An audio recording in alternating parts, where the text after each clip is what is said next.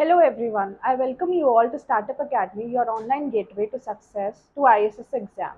So in the previous videos or lectures, we have been discussing statistics paper 3, that is descriptive in nature, and we are doing the topic econometrics. We have completed SLR model, MLR model, and some problems related to both these models. We have completed heteroscedasticity, where the variance is not constant for the model, and we were discussing in the last lecture about autocorrelation, or which means that our error terms are correlated. One error term is correlated with other. Covariance between both the error term is not equal to 0. All of these problems are arises when the model does not follow a Gauss-Markov theorem. So yesterday we have discussed the detection method, detection method, graphical method, and two more, which were given as below. Now, today we will discuss what are the effects of the model on our, what are the effects of this autocorrelation on our model. Effects of autocorrelation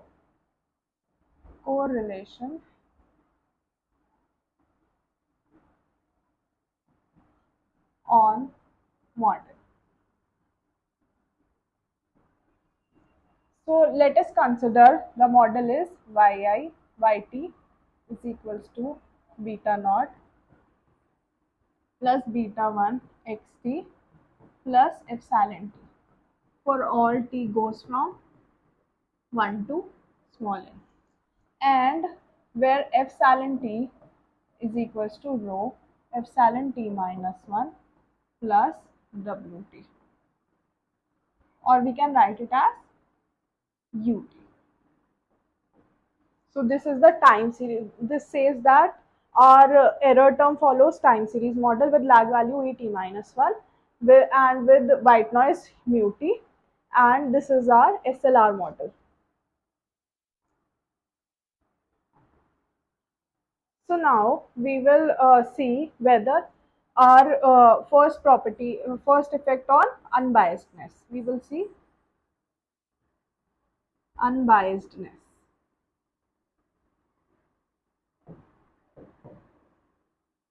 So by OLS estimator,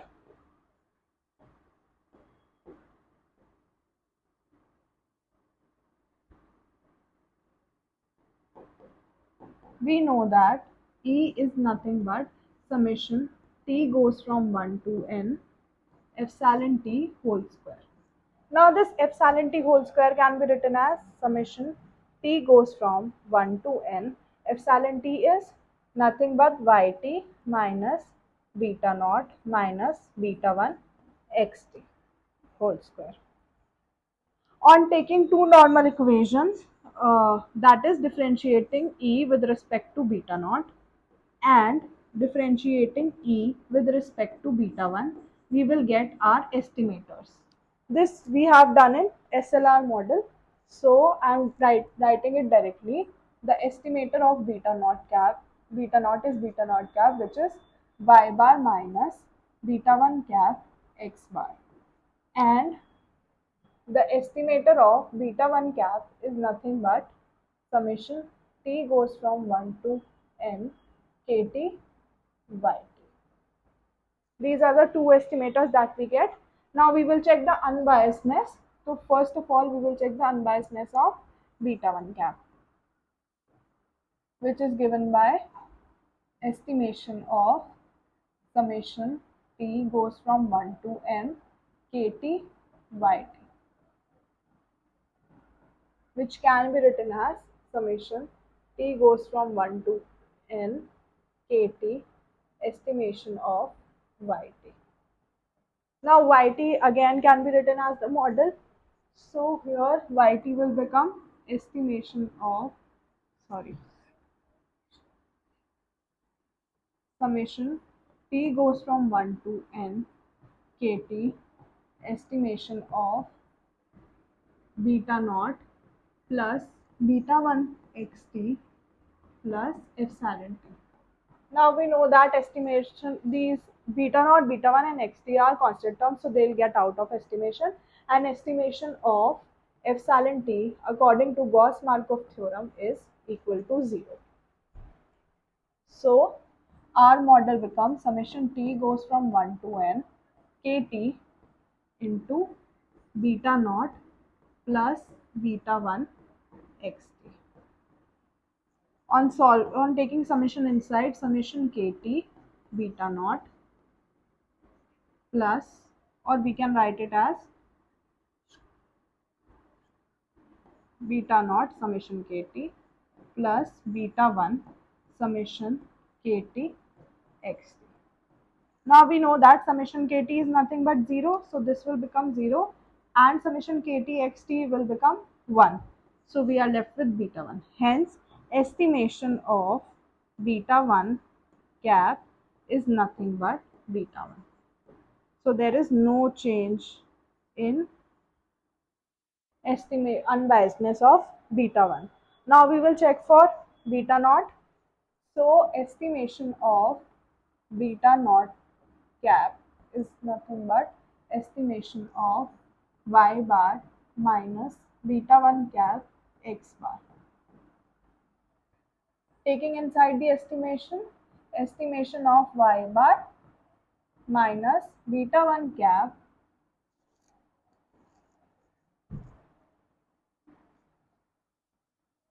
minus x bar estimation of beta 1 cap. Now estimation of beta 1 cap we have calculated earlier is nothing but beta 1, and estimation of y bar can be written as estimation of 1 upon n summation t goes from 1 to n yt minus x bar beta 1 cap. Now yt can again be expanded as 1 upon n summation t goes from 1 to n estimation of beta naught plus beta 1 xt plus epsilon t, and this will be x bar beta 1 cap.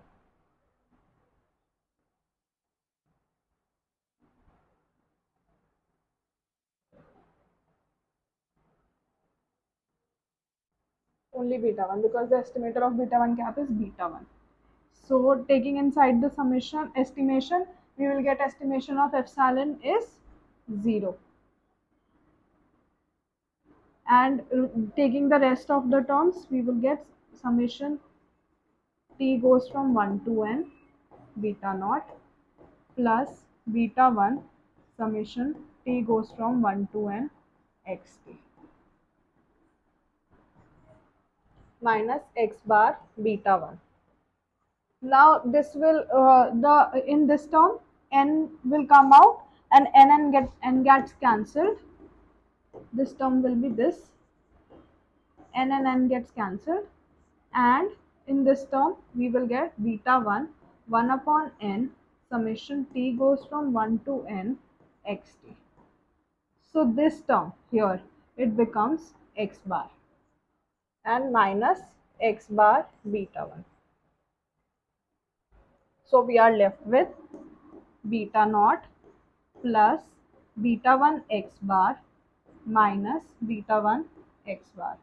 These two terms are same with different signs, and hence we get estimation of beta naught cap is nothing but beta naught.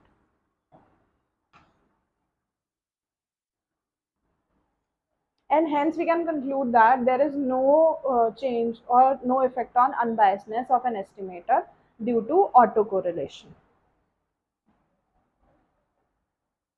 Here we will write covariance between epsilon t and epsilon t minus 1 is not equal to 0, which means our model is autocorrelated. Now moving on further, the second effect that we have to check on is variance. Now let us consider that epsilon t follows normal with mean 0 and variance sigma e square, and mu ut follows normal with mean 0 and sigma u square as variance. These two are the conditions. So we know that epsilon t is nothing but rho epsilon t minus 1 plus ut.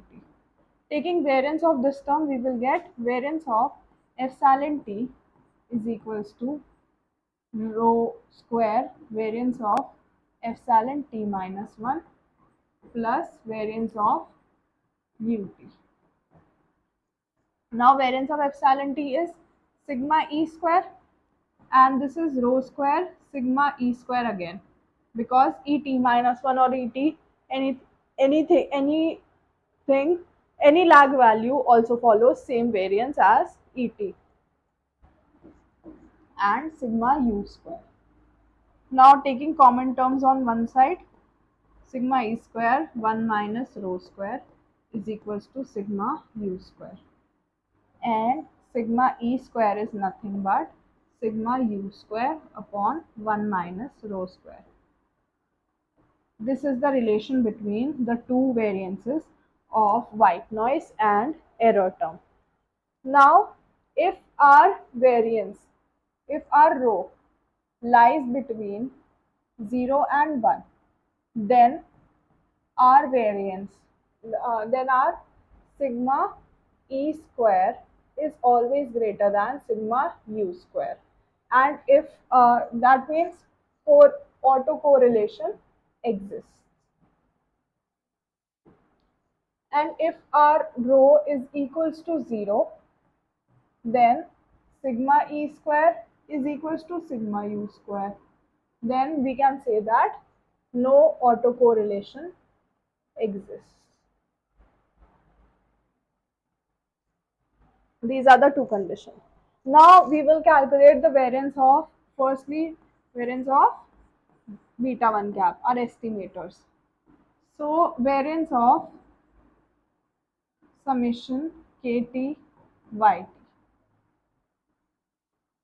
This can be written as summation comes outside kt square variance of yt.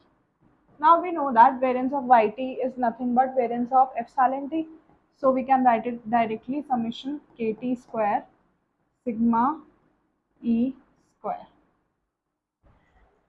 and which can be written as sigma e square upon sxx. As we have done in simple linear regression model, you can see the first lecture on this topic. This step will be clear from that thing. And if you have been practicing, then you don't have to watch all those videos again. You know where it came from, which is greater than the original variance that should have come here, the variance of beta 1 cap that we have done again in the same video. So here the estimator is inefficient, which means that the variance that we are getting is not the least variance. Now moving on to the further second, variance of beta naught cap, which can be written as variance of y bar minus beta 1 cap x bar. Opening the variance, variance of y bar minus x bar square, plus x bar square, variance of beta 1 cap minus 2x bar covariance of y bar into beta 1 cap.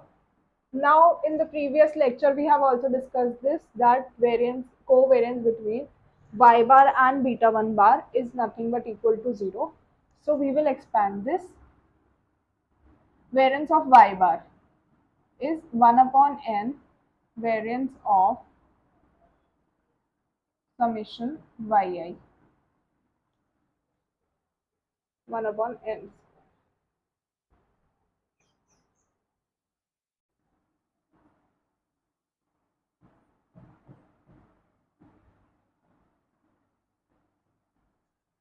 plus x bar square. Variance of beta 1 is sigma square upon sxx. Now variance of yt, as we conclude from this, is nothing but sigma square upon n plus x bar square into sigma e square upon sxx. Taking the common term sigma e square outside, we are left with 1 upon n plus x bar square upon sxx. This term This term is greater than the original variance sigma square 1 upon n plus x bar square upon sxx. And hence here also we can say that our estimator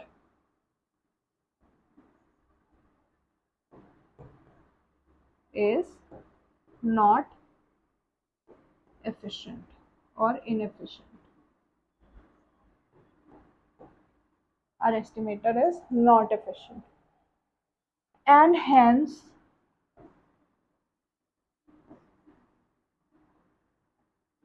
not blue, which is best linear unbiased estimator. When we have the least variance, we have the best linear unbiased estimator. Now moving on further to the third effect, which is on test statistic, or we can say that hypothesis testing. Both are the correct terms. So in hypothesis testing, if we have to test whether H naught is given as rho is equals to 0 versus H1 is given as rho is not equals to 0. This means that there is no autocorrelation, and this means that there is autocorrelation. So we are testing null hypothesis that there is no autocorrelation versus alternative hypothesis where it says that there is autocorrelation. So in testing, we will take the Z statistics, which is known as the test statistic.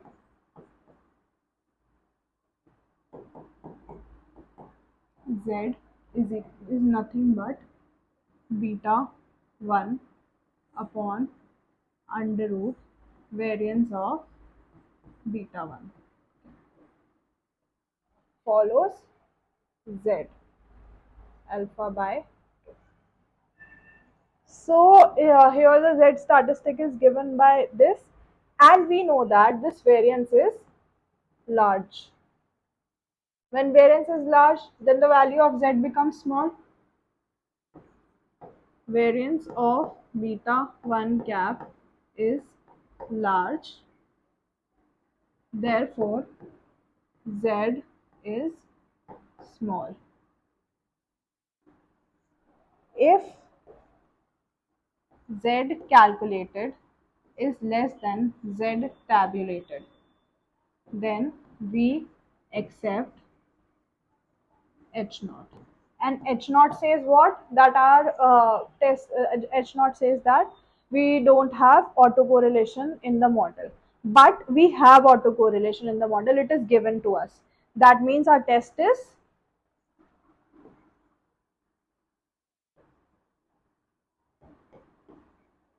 invalid. We are getting invalid outcomes from the test, and hence our test is invalid. So this is it. And the fourth one is confidence interval.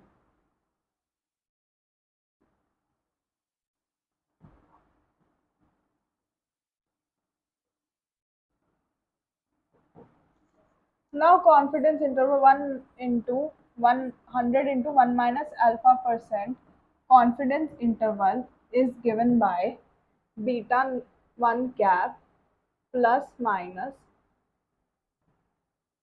z alpha by 2 under root variance of beta 1 cap.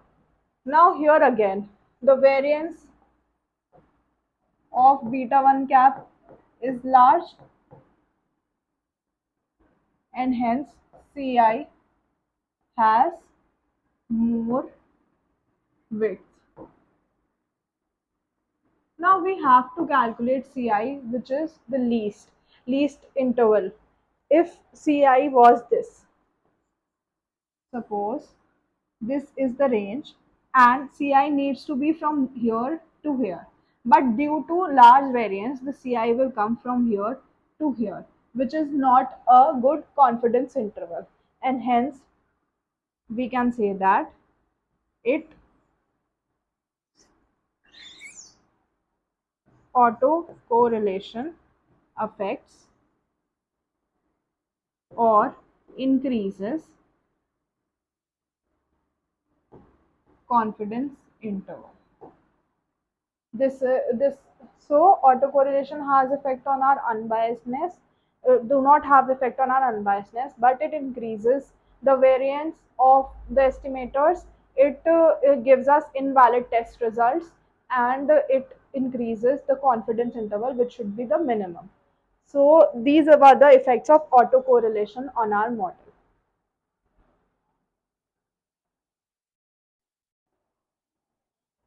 So as we do in all our lectures, we will discuss one question on the topic we have done today.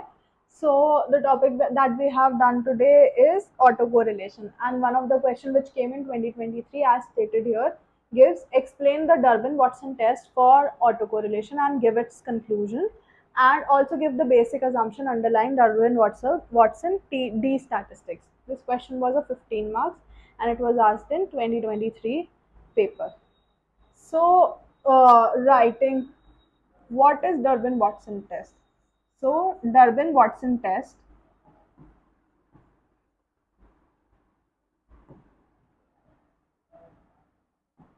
is used for first order autocorrelation.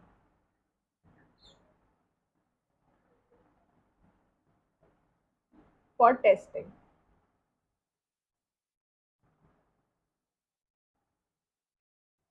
of the residual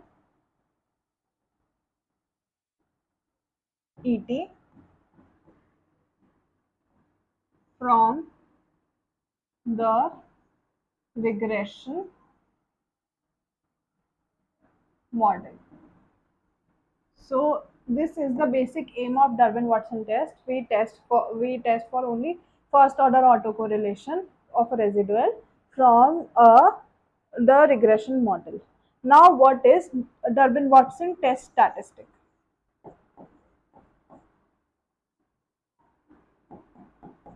We say that Durbin-Watson test statistic is nothing but summation t goes from 2 to n et minus et minus 1 whole square upon summation t goes from 1 to n et square. This is our Durbin-Watson test statistics, which is concluded by small t. Now, what are the interpretation of this test?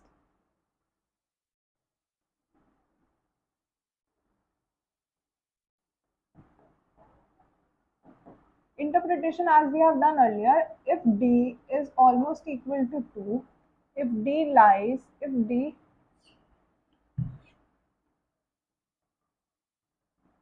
is greater than 2 and d is smaller than 2. If d is almost equal to 2, then there is no autocorrelation.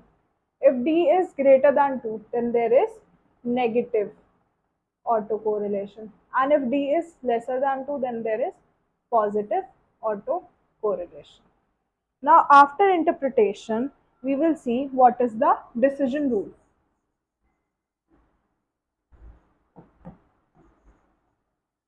So, let us suppose du and dl be the low, upper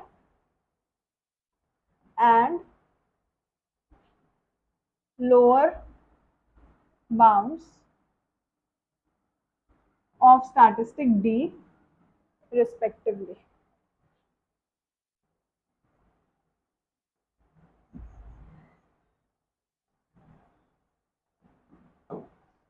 So now if D is less than DL, if D is greater than 4 minus DL, and if D lies between 4 minus DL and DL. So if D is our statistic is less than DL, then we can conclude that there is positive autocorrelation. And if D is greater than 4 minus DL, then there is negative autocorrelation. And if D lies between both these values, then there is no autocorrelation. This is the decision rule that we follow while deciding whether our model has positive autocorrelation, negative autocorrelation, or no autocorrelation at all. Now in the question they have asked further, then also give the basic assumptions underlying the Irwin-Watson D statistic. Now what are the basic assumptions?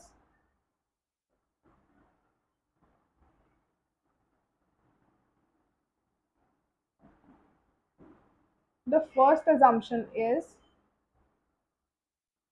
linear regression model. The model should be linear and should be regression. Matlab, it should have error terms. So and we have to minimize the error term. So the model should be linear and regression model. Second is that errors are errors are normally distributed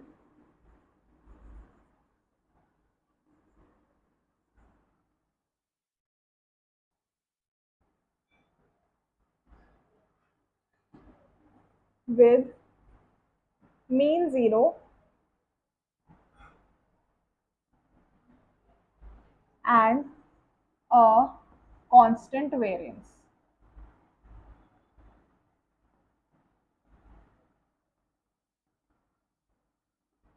That error should be normally distributed with mean zero and constant variance. Now the third is, since we are using time series in these model, that we are assuming that our error term is following time series model, then our observations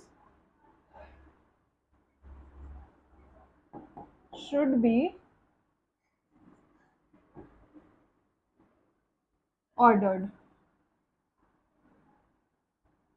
which means a time series model. That our observations should be ordered and there should be no lagged dependent values between the regressor.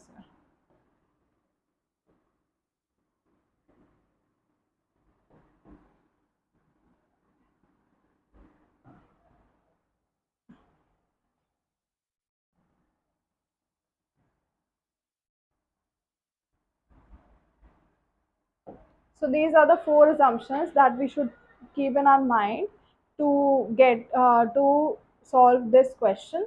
And this completes our question, which was of 15 marks and asked in 2023. I hope you are getting what I am teaching, and you should you should practice these with me so that you are being able to do it in exam. And if you're not practicing, then it's high time now you should start doing this. If you have some doubts, you can ask in comment section. We will answer to all your questions. And if you liked our videos, then you can like and subscribe to our channel. Thank you.